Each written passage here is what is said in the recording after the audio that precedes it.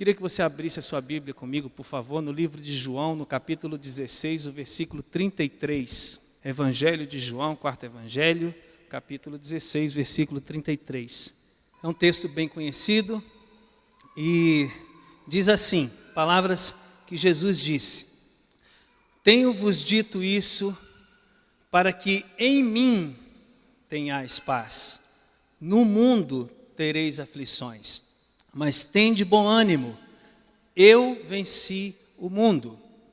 Quero repetir, João 16, 33, tenho-vos dito isso para que em mim tenhais paz. No mundo tereis aflições, mas tende bom ânimo, ou tenham coragem, porque eu venci o mundo. Esse versículo que a gente acabou de ler, ele faz parte de um grupo de outros textos na Bíblia, ali no Novo Testamento, no Evangelho de João, que mostram que Jesus estava próximo de partir. Jesus estava perto do momento de ser crucificado. Ele estava prestes a deixar fisicamente, de conviver com os discípulos. Ele estava voltando para o Pai e estava voltando para a glória eterna que ele tinha antes de ter nascido, de ter se tornado carne. Essa palavra aconteceu entre quinta-feira, mais ou menos, e entre quinta e domingo, a tônica de Jesus era de encorajar os discípulos, de animá-los e fortalecê-los, mas também era de dizer para eles que ele estava indo embora e que os discípulos precisariam dar continuidade no trabalho e ter coragem para levar adiante aquilo que ele vinha estabelecendo. Então ele marca um jantar com os discípulos no João capítulo 13, um jantar de despedida, e ensina alguns princípios sobre humildade e serviço. Nesse jantar ele diz que deixaria o Espírito Santo com os discípulos, que eles não ficassem preocupados. O Espírito ia estar ali, já em João 14, substituindo ele. Nesses dias que antecedia a sua morte na cruz, ele também alertou os discípulos, já em João 15, que eles precisariam, para levar adiante a obra de expansão do reino, de uma intimidade profunda, plena e contínua com ele. E para dizer isso, ele ilustrou com a história da videira. E em seguida, Jesus, através da sua palavra, diz o seguinte: vocês podem ficar tranquilos, o Espírito Santo não só vai vir para acompanhar vocês, mas o Espírito Santo vai ensinar vocês acerca da verdade e vai lembrar vocês de todas as coisas que eu tenho ensinado. Então não se preocupem que vocês vão esquecer e que tinha muito conteúdo. Não se preocupem com isso. O Espírito, que é Deus, vai estar ao lado, dentro, ministrando as suas vidas e ministrando qualquer pessoa acerca do pecado, da justiça e do juízo. São palavras de Jesus acerca do Espírito Santo. E aí, em João 16, já no versículo final ali, ele diz isso. Mas eu tenho dito estas coisas, que eu citei para você, de forma bem resumida, para que em mim, na minha vida, na comunhão comigo, na intimidade comigo, vocês tenham paz. Paz não significa ausência de guerra, não significa ausência de dificuldade, de sofrimento, de luta, de aflição. Não, mas é uma paz de Jesus, de Deus. Em mim vocês vão ter essa paz. No mundo vocês vão ter aflições, mas tende bom ânimo, coragem, eu venci o mundo. Eu queria orar antes de seguir nessa mensagem, mais um instante. Feche seus olhos, baixe a sua cabeça para a gente orar. Senhor, obrigado por essa oportunidade de servir aos meus irmãos, de compartilhar a Tua palavra. Ela é tão poderosa, tão preciosa, mas tão simples e ao mesmo tempo tão profunda, e nós precisamos dela, Senhor, para viver. Precisamos dela para nos orientar, Deus. Precisamos dela para guiar a nossa vida, para, Senhor, nos alimentar espiritualmente, precisamos da Tua palavra registrada para entender a Tua vontade, porque nós queremos viver a Tua verdade como cantamos e queremos refleti-la, Senhor. Ó Deus, aonde nós estivermos, então vem com o Teu Espírito sobre as nossas vidas, abre o nosso coração, a nossa mente, o nosso entendimento. Espírito Santo, traduz aquilo que eu sou incapaz de dizer. Abre, Senhor, e ilumina os olhos do nosso coração, que sejamos ministrados no Espírito, na nossa alma e no nosso corpo, que o Senhor se faça presente como o Senhor sempre se faz, e toque, Deus, as nossas vidas, de maneira que a gente siga na caminhada, ó Deus, cada dia mais fortalecido pelo Senhor e preparado para essa obra que o Senhor colocou nas nossas mãos para realizar, Deus, para a honra e glória do Teu santo nome. Pai, muito obrigado, Deus, pela oportunidade de meditar na Tua palavra, em nome de Jesus. Amém.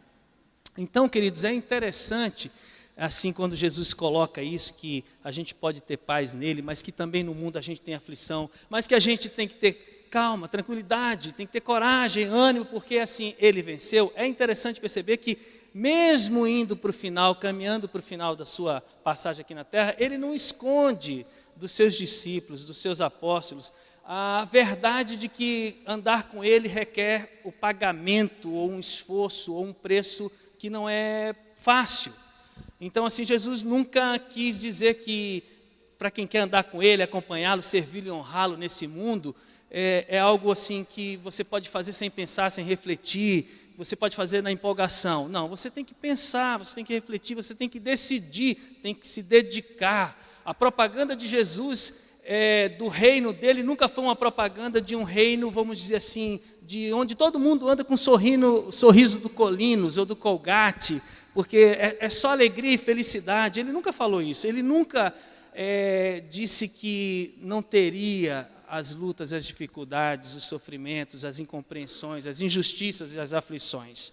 Ou seja, ele mostrou sempre que para viver dentro do reino dele, para permanecer e crescer nesse reino, tanto pessoalmente como fazer esse reino crescer, dependeria de quem quisesse segui-lo, agir com coragem, determinação, dedicação, prioridade e capacidade de renúncia.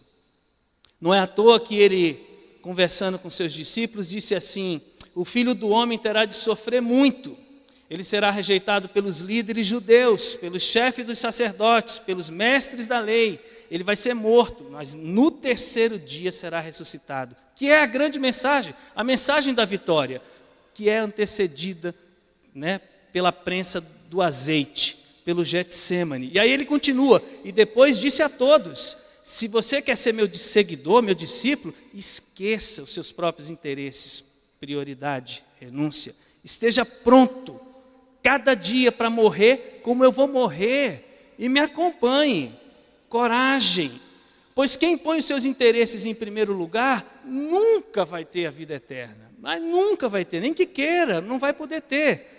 Mas olha só, mas quem esquece a si mesmo, quem prioriza a Deus, quem renuncia, quem se dedica a Deus em primeiro lugar, mas quem esquece a si mesmo, por minha causa, terá a vida verdadeira.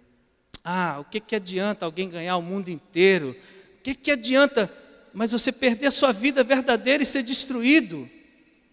Pois se alguém tiver vergonha de mim, do meu ensinamento, então o Filho do Homem também terá vergonha dessa pessoa, quando ele vier na sua glória e na glória do Pai e dos santos anjos. Então, assim, tem um preço. Essas palavras foram ditas numa caminhada entre 2 e 3 anos. Os discípulos viveram muito tempo ainda depois. Mas Jesus não escondeu. É como se fosse um chamado para fazer parte de uma equipe vitoriosa, mas que é muito disciplinada, muito dedicada, muito comprometida, muito apaixonada por aquilo que faz e por quem a chamou. É mais ou menos assim que eu vejo, Jesus, e é assim que não só eu vejo, porque quando eu estou aqui falando, não estou falando apenas as coisas que Deus coloca no meu coração, mas eu estou falando também como eu vejo, como eu penso, como eu sinto. Particularmente, pessoalmente, eu digo para vocês o seguinte: para mim é muito mais desafiador saber que o reino tem coisas preciosas, poderosíssimas, maravilhosas, mas também tem coisas muito difíceis, desafiadoras, complicadas, que tem lutas intensas. Sabe por quê? Porque aí eu não me frustro.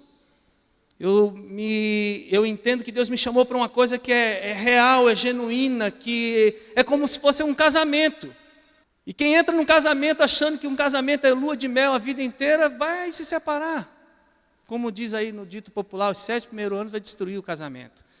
Mas quem entra sabendo que o casamento é uma coisa maravilhosa, poderosa, criada por Deus, que é bênção, que é para a gente tocar os nossos filhos, tocar as gerações seguintes através dele, mas que no casamento tem ajustes, renúncia, perdão, conflitos, mas a gente não abre mão da aliança. Quem entra assim, entra numa coisa sabendo o que ela é na real.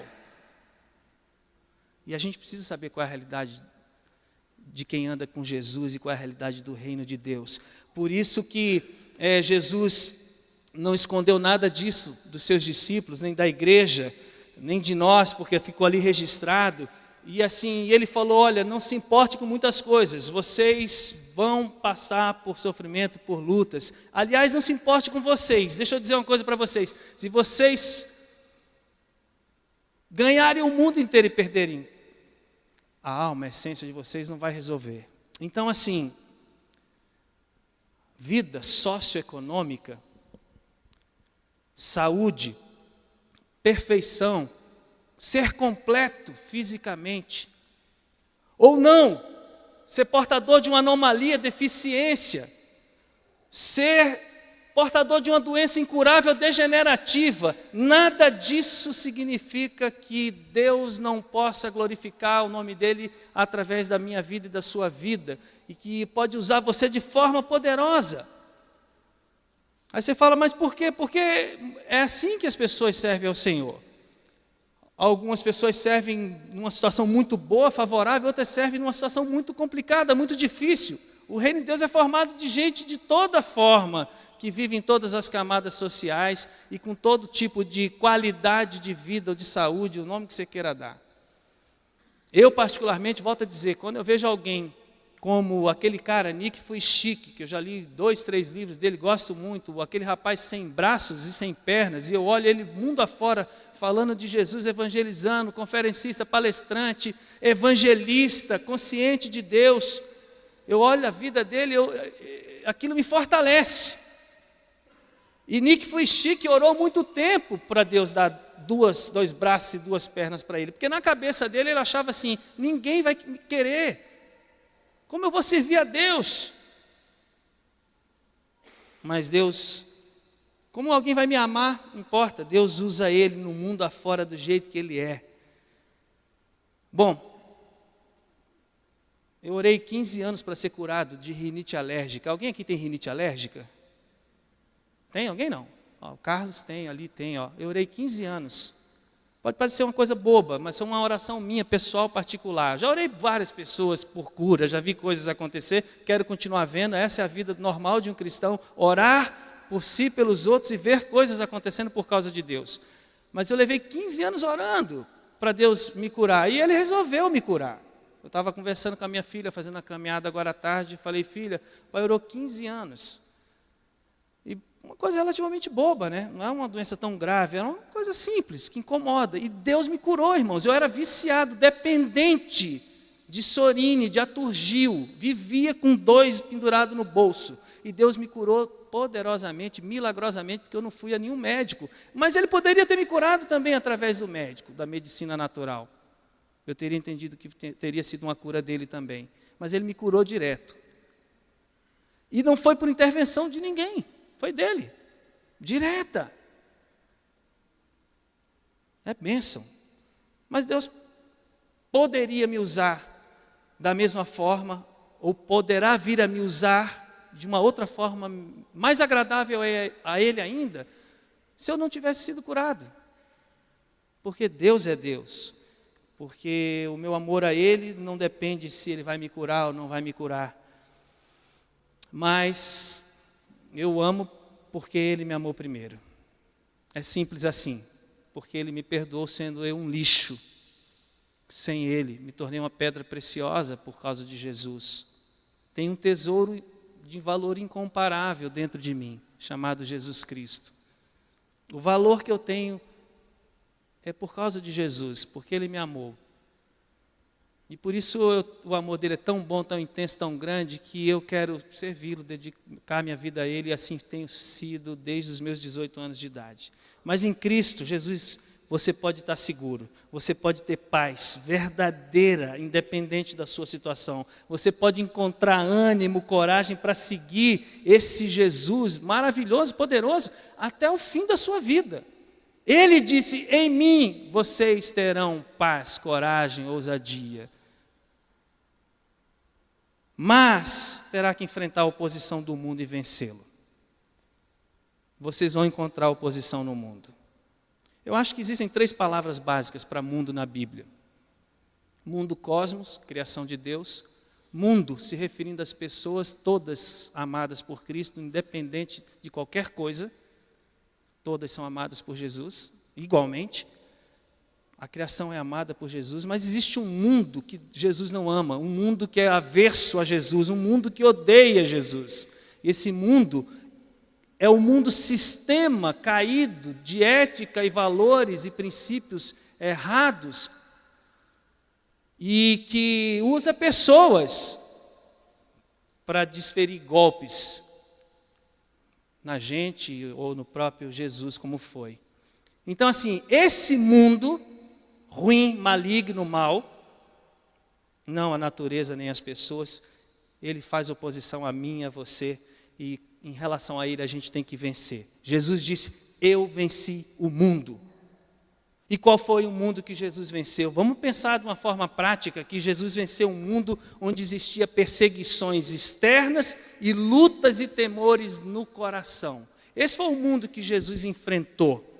Deixa eu lembrar você, refrescar um pouquinho a história, que ele teve que enfrentar um sistema, como eu li em Lucas ali 9, formado por judeus religiosos que não tinham o Espírito de Deus, e esses caras davam trabalho para Jesus diariamente, atrapalhavam o ministério de Jesus, sendo Jesus Deus em forma de homem.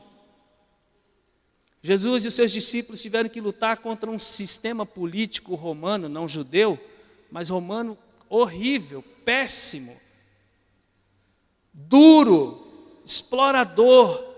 E naquela época, quem seguia Jesus era considerado perante a sociedade como uma pessoa blasfema, como uma pessoa desleal ao Estado, como uma pessoa que, tipo assim, não era fiel ao César, ao imperador. E você imagina, você viver numa sociedade onde isso, os discípulos e o próprio Jesus não escondia, o quanto difícil não era. Vezes por outra você encontra Jesus tendo que sair correndo de lado, saindo de fininho, porque não era a hora de ele morrer, mas ele estava para ser apedrejado. Os discípulos diziam quem era o Senhor da vida deles. Existia uma palavra grega para Senhor, eu não sei se a pronúncia é Kyrios ou Kuros, eu não sei, eu não fui um bom aluno de grego, é uma dessas formas, mas significa Jesus é o dono, é o Senhor. E aquela sociedade estava acostumada a se cumprimentar como ave César, sei lá, o imperador é Deus. E seguir Jesus para eles na época significava dizer assim, não, nós não adoramos o imperador, nós adoramos a Jesus Cristo. Então, ele teve que lutar e ensinar os discípulos a viverem um cristianismo de peito aberto, com sabedoria.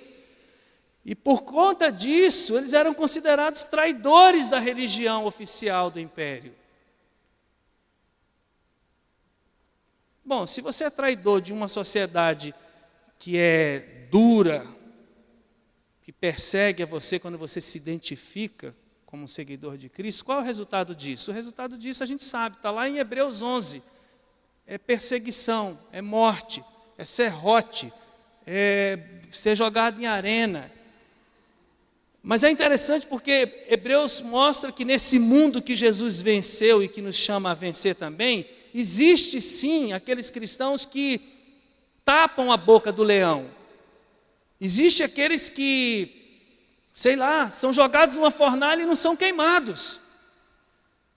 Então quem anda com Deus está sujeito a ter experiências radicais, tanto do ponto de vista, eu vou usar essa expressão porque fica mais fácil de eu me fazer entendido, positivo ou negativo. Qual que seria o positivo? Positivo é se alguém me prender aí num lugar, num troço, aí me levar para um canto, né, e sei lá, botar, estou fazendo aqui uma ilustração boba, mas botar ali num monte de cachorro brabo com fome, e de repente eu estar ali em nome de Jesus orando, a igreja orando por mim, nenhum cachorro me devorar, eu voltar e sair contando testemunho. Essa é positiva. Difícil seria, olha, ele foi jogado lá, engolir o Zé Ernesto lá. Mas o que eu quero colocar para você é que não importa isso. Isso não importa. Quando você sabe quem é Jesus, quem é você e qual é o seu compromisso com Ele, não importa se você vai ser devorado pelo leão ou se você não vai ser devorado pelo leão. O que importa é você honrar, obedecer, refletir Jesus aonde você está, nem que seja para o leão. É só ler lá Hebreus 11, na galeria, você vai ver coisas preciosas, mas vai ver testemunhos tristes. Eu estava falando com a Meg, como é que fica? Quando a gente perde um cara que trabalha e dedicando-se bastante a servir as pessoas numa favela com 300 famílias, com 4 tiros na cabeça, com 2 anos de coma vigia, e é um cristão e um servo de Deus. Como é que a gente fica? A gente entende que nesse mundo mal, ruim, não na criação e nem necessariamente as pessoas, mas aquelas que se deixam conduzir, tomar pelo mundo, essas coisas acontecem. E eu sempre conto isso, não é a primeira vez que quando Tony faleceu, o testemunho dele, do que ele fazia, o que ele fez e de como as pessoas encararam tudo isso, me encorajou a amar mais ao Senhor e a servir ao Senhor. Eu falava para a Meg hoje, filha, o pai nunca ficou triste, nem decepcionado, nem frustrado com Deus, porque Deus não curou o Tony, não tirou ele lá da cama do hospital, lá em Recife. Nunca, jamais. Deus é soberano. Não sei explicar todas as coisas, não consigo entender. E ninguém, como já diz a bela canção, do preto no branco, e ninguém explica a Deus. Mas tem casos que você vai lá e ora, e o cara tira e ressuscita, a Bíblia diz. Então, o que a gente faz? A gente serve a Deus com toda a nossa força, dedicação, nosso coração, fazendo o que Ele quer que a gente faça, e com um coração ensinável, humilde, aberto para o que Deus fizer ou permitir ser feito. Foi por essa razão que Jesus disse, vocês vão ter muitos sofrimentos e tristezas, mas vocês tenham coragem, eu venci o mundo. E Jesus venceu o mundo sem pecar, mas Ele teve que enfrentar as aflições e teve que suportar. Esse mundo ruim, pecaminoso, péssimo, não seduziu Jesus com as suas filosofias, com as suas ofertas, com suas glórias, nem um pouquinho, nem aos discípulos seduziu, nem a Moisés lá no Antigo Testamento, que Deus falou com ele, ele largou aquela glória toda do palácio e foi amassar barro e tijolo com os hebreus. Nem deveria seduzir você e nem a mim. O mundo a gente vence, porque se a gente não vencer o mundo nos destrói. Mas as lutas, os sofrimentos e as aflições, a gente enfrenta e a gente suporta. Ora vencendo muitas coisas e ora tendo que aprender a conviver com elas. Hoje você tem que enfrentar oposições e aflições nesse mundo. Eu vou te dar algumas causas e algumas razões. Primeiro, porque existiu um pecado no início da criação. Não há como negar o pecado original, o pecado de Adão, e não há como fugir das consequências dele. Há como a gente viver em Cristo além dele, no sentido de não se deixar subjugar, mas assim, não tem como fugir. Está aí no mundo, está aí na sociedade. Problemas que a gente tenha de pecado na nossa vida e que a gente não confesse, não abra, não trate, não deixe Deus tratar, isso também gera sofrimento e aflição para a vida da gente. Tem lá depois na página os versículos e os capítulos e os textos para você ler. Outra coisa, você sofre nesse mundo e é afligido nesse mundo porque tem um ser ruim, terrível, chamado diabo, Satanás, que age. Mas a Bíblia diz que o anjo do Senhor acampa-se ao redor daqueles que o temem, e o maligno não pode lhe tocar. É verdade, não pode tocar mesmo. As coisas não são assim tão fáceis para Satanás. Mas se você der brecha, lugar para ele, der bobeira, fizer coisas deliberadas, ele não só toca, como ele bem com os 2 pés dele para cima de você. E de mim também. O diabo está agindo ao redor do mundo.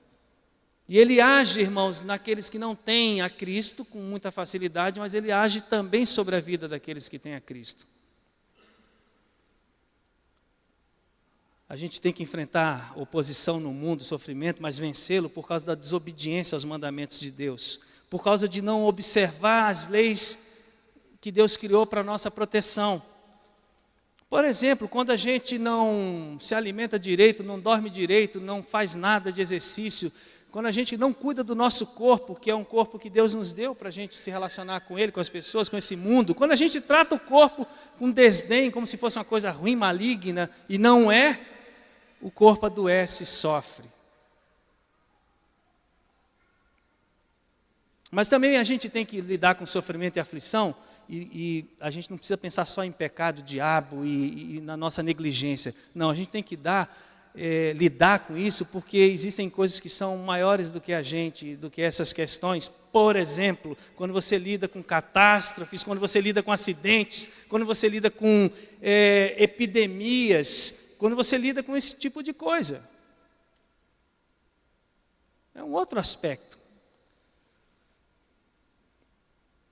As que eu falei que estão relacionadas ao diabo, a pecado, ao pecado original, ao pecado não confessado, você vence pelo perdão, pelo arrependimento, pela consagração, você vence dessa forma. Mas aquelas que são descuidos nossos em relação à nossa própria vida, ou talvez essas até maiores, de abrangência maior.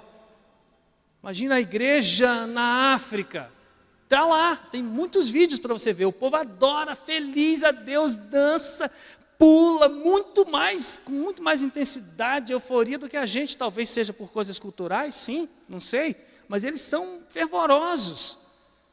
Mas entre eles e muitos na região dele estão lá o quê? Morrendo o quê? De fome, de AIDS e tudo. Nem todo cristão que segue a Jesus lá é curado da AIDS. Alguns morrem como portador da HIV. E tem outra, a vida desregrada também é a causa de sofrimento e aflições. E isso tem a ver comigo e com você. Por exemplo, se eu abusar do álcool, se eu abusar de droga, ou eu, ou você, ou qualquer pessoa, se eu viver uma vida sexual irresponsável, se eu não tratar a ansiedade, a depressão, a síndrome do pânico na minha vida, tudo isso vai fazer eu sofrer muito mais. Mas o que eu quero dizer é que em todas essas situações, dificuldades, sofrimentos e tristeza, seja a pessoa cristã ou não, a gente pode enfrentar, superar. E com a ajuda de Deus a gente pode até passar por cima delas, ou viver apesar delas. O que importa é que Jesus disse assim: eu venci o mundo. Mas quando ele disse eu venci o mundo, ele não disse olha, não vai nada ter problema para ninguém, porque eu venci o mundo. Muito pelo contrário, vai ter sim. Por isso que eu venci, senão não haveria vitória, se não houvesse confronto, dor, dedicação, injustiça, se não houvesse afronta, se não houvesse tantas coisas. Jesus venceu através da dependência do Pai. Se você me perguntar como ele venceu porque ele era pleno do Espírito Santo, por isso que ele nunca pecou. Ele venceu porque ele tinha uma vida coerente e ele tinha autoridade, ele era autoridade. Ele era a palavra encarnada. A palavra não era só proclamada por Jesus, ele era a palavra. Quando o diabo foi para cima de Jesus no deserto, aliás, foi para cima entre aspas, se apresentou. Quem havia levado Jesus para o deserto não foi Jesus mesmo, nem foi o diabo, foi o Espírito Santo que levou Jesus lá. Para de cara bater de frente logo com o dono da boca. Fala assim, ó, eu vim aqui, não, você não quer, não quero, você não pode, não posso, é isso, não. Jesus estava cheio do Espírito Santo, tinha acabado de ser ungido publicamente, estava lá, desmoronou o diabo ali na frente de todo mundo. Ele tinha uma vida de coerência, ele era tomado pelo Espírito, ele vivia na dependência do Pai, ele era obediente a Deus e ao Espírito Santo em tudo. A Bíblia diz que Jesus, ele próprio diz, eu não fazia nada que eu não via o meu Pai fazer, eu não falava nada que eu não via o meu Pai falar. Jesus não era repetidor, Jesus andava em intimidade com Deus e falava o que Deus falava para ele. E ele ensinou seus discípulos a fazer isso. E foi assim, irmãos, que Jesus venceu o mundo. E quando ele disse, olha que interessante, eu venci o mundo, esse eu é enfático, era para deixar claro que era ele, não eram os discípulos. Eu venci o mundo. E ele ainda não tinha nem morrido, nem ressuscitado. Mas ele tinha uma convicção, uma fé, uma postura do seguinte, a missão que o Pai me deu, eu vou cumpri-la completamente, perfeitamente. Eu vou poder me apresentar diante de Deus e dizer assim, Pai, está consumado, Pai, missão cumprida, Pai, eu fiz o que o Senhor me pediu para fazer, eu te glorifiquei. Jesus profeticamente diz, eu venci o mundo, e 2 dias depois, um dia talvez, ele estava sendo crucificado e publicamente dizendo, está consumado. Então assim, estou terminando, para a gente tomar a ceia, são 9 horas. O que Deus colocou no meu coração para falar para vocês é, agora, a luta do dia a dia, a necessidade de vencer é minha e é sua. Agora, quem tem que exercer força, dedicação, não são as palavras que eu quero. Quem tem que ter coragem para enfrentar as aflições, eu e você. Aqueles homens da Bíblia passaram, eles estão vivos em Deus, no paraíso com Deus, mas agora a história está na nossa mão, não na nossa mão da 100, está na nossa mão igreja ao redor do mundo. Agora é a nossa vez, eu tenho um tempo, e eu quero que essas palavras de Jesus, eu venci o mundo, sejam minhas. E não basta que eu as declare, eu preciso vivê-las. Eu sei que em Cristo eu sou mais do que vencedor, sobre todas as tribulações. Mas eu preciso ter aquela postura que Ele exige de mim, de você, de estar sempre com Ele, dependente dEle, conectado, se alimentando, vivendo genuinamente a fé. O que mais? Eu não posso confundir Jesus com nada, com método, fórmula, religião, com forma, com o que você quiser, o nome que você quiser, não posso. Jesus é maior, é nele que eu me encontro, que a minha identidade é estabelecida, que eu tenho vida, é nele que eu encontro paz, alegria, sentido, amor. Ele é a razão da minha vida, do meu louvor, é Ele que vai dar sentido e concretizar essa palavra na minha vida. Mas essa palavra, ela é conquistada, ela é experimentada dia após dia. O caminho da vitória foi aberto. Ele disse, eu venci, agora é com vocês, e vocês vão vencer em mim. Mas olha só, não é uma vitória, irmãos, assim, sem esforço. Não é uma vitória apenas declarada pela boca. É uma vitória experimentada na vida. se eu não trabalhar para que as coisas aconteçam junto com Ele, ou Ele em mim, elas não acontecem. Seja no meu casamento, na minha empresa, seja onde for, na igreja, no ministério, não acontecem. É preciso que eu entre com toda a minha vida nessa aliança, nessa caminhada contínua. Essa vitória não é uma vitória emocional, é uma vitória para a vida, que envolve a minha vida inteira. Então não é uma questão de, em alguns momentos é vitória, em alguns momentos não é vitória. É uma vitória que Deus quer que eu experimente dia após dia, mas que muitas vezes é acompanhada de, como eu falei, de lutas e sofrimentos, que faz parte. João complementa essa declaração de Jesus, o mesmo João, numa carta, e eu quero com isso finalizar essa reflexão, meditação, dizendo o seguinte, que todo filho de Deus pode obedecer a Deus. Escute, todo filho de Deus pode obedecer a Deus. Isso não significa que obedece, né? Mas pode obedecer a Deus, derrotando o mundo. E com a sua fé, nós conseguimos a vitória sobre o mundo. Todo filho de Deus pode obedecer a Deus e com a sua fé derrotar o mundo. Então Jesus já nos fez vitoriosos, mas nós precisamos experimentar isso no nosso dia a dia. É sempre engraçado quando a gente coloca assim, eu sempre aprendi isso faz, tanto tempo, é como se eu tivesse chegado aqui e falasse, Giovanni, está aqui, Deus mandou dar esse carro para você, a chave é sua. Igreja, Deus falou comigo, é do Giovanni. Eu vou embora, digo que dei o carro para o Giovanni vai embora e deixa o carro aí, não vem pegar, deixa chover, deixa lá. O carro é ou não é do Giovanni? Ué, da minha parte é, eu doei o carro para você, eu te dei, é um presente, é seu. Vou até no cartório passar lá, mas você nunca vai andar nele, se você não tomar posse, se você não entrar, se você não pegar. Então é mais ou menos assim. Essa vitória depende de a gente estar junto, caminhar, continuar, aprender, andar e ser como Jesus. Amém? É minha e é sua, é nossa. Vamos tomar posse dela. Mas não se esqueça, não é fácil, mas vale a pena e é bom. Amém? Queria que você se colocasse de pé, antes de a gente tomar a ceia. Eu queria que você orasse com a pessoa que está do seu lado.